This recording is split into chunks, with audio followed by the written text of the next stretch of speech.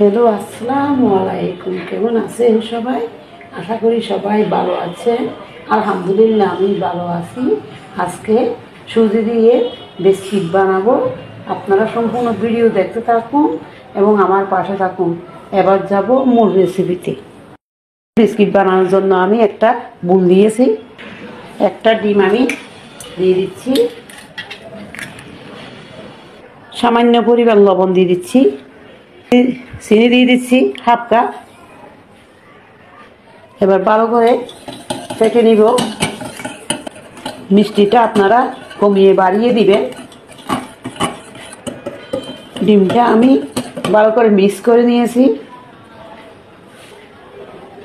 এবার এক কাপ সুজি দিয়ে দিচ্ছি। সুজির বিস্কিটের জন্য শুধু সুজি দিয়ে বানিয়ে নিব। দুধ দিয়ে দিচ্ছি এক কাপ। এলাচের গুঁড়া আধা চা চামচ দিয়ে দিচ্ছি। এক চা চামচ রান্নার রেগুলার তেল দিয়ে দিচ্ছি। এবার ভালো করে মিক্স করে দিব। এলাচের গুঁড়া দিলে ভালো একটা গন্ধ আসে, খেতে ভালো লাগে বিস্কিট। মিক্স করা হয়ে গিয়েছে। 5 মিনিট আমি ঢাকনা দিয়ে রেখে দিব। 5 মিনিট পর ঢাকনা নিয়ে ফেলেছি। এই দেখুন সেট হয়ে গিয়েছে। আমি হাতে একটু তৈল মেখে নিয়েছি। এবার চামচ দিয়ে এরকম কেটে নিয়ে একটা একটা করে আমি বানিয়ে নিব। দেখুন,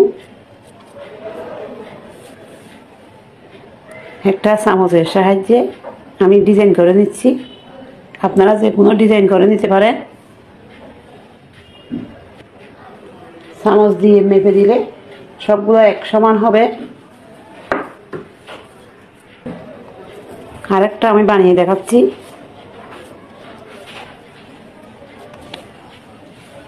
দেখুন হয়ে গেল। সব সুজির বিস্কিট আমি বানিয়ে নিয়েছি। একটা প্যানের মধ্যে বাঁধার জন্য তেল দিয়েছি। তেল গরম হয়ে আসলে আমি একটা একটা করে এবার আমি ভেজে নিব।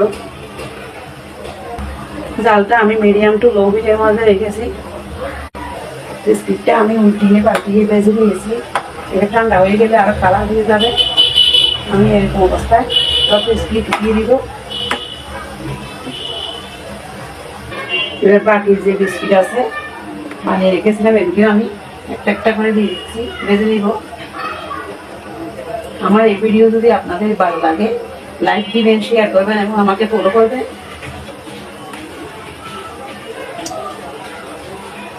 এবার আর পাশে উল্টিয়ে দিব। আমি এই পাশে ভেজে নিব। এই বিস্কিটগুলো আমি উল্টে পাল্টে ভেজে নিয়েছি। এবার আমি উঠিয়ে নিব। আমি একটা প্লেটের মধ্যে বিস্কিটগুলো নিয়ে নিয়েছি। এখানে 200 গ্রাম সুজি ছিল এক কাপের মধ্যে। একটা ডিম দিয়ে খুব সহজেই তৈরি হয়ে গেল এই বিস্কিটটি। দেখুন কত মচমচ হয়েছে, খেতেও অনেক মজা হয়েছে। আপনারা একবার হলো বানিয়ে দেখবেন, আশা করি সবার ভালো লাগবে।